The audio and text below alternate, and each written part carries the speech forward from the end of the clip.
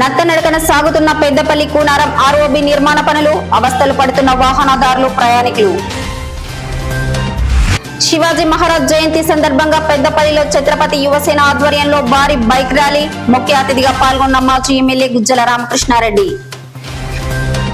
అక్రమంగా ఇసుకను, మట్టిని తరలించే వారిపై చట్టపరమైన చర్యలు తీసుకుంటాం, పెద్దపల్లి తహసీల్దార్ రాజయ్య.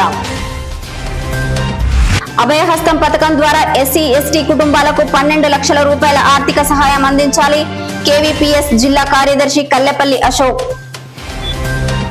ఈ నెల 21న పెద్దపల్లి జిల్లా కేంద్రంలో బీజేపీ ఆధ్వర్యంలో 25 ప్రభారీ సమావేశం, ముఖ్య అతిథిగా కేంద్ర మంత్రి బండి సంజయ్ కుమార్.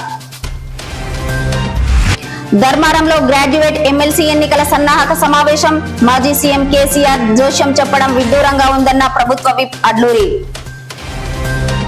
జూలపల్లి మండల కేంద్రంలో బీఎస్పీ నాయకుల ఎమ్మెల్సీ ఎన్నికల ప్రచారం, పట్టభద్రుల ఎమ్మెల్సీగా ప్రసన్న హరికృష్ణ గౌడ్ను గెలిపించాలని విజ్ఞప్తి.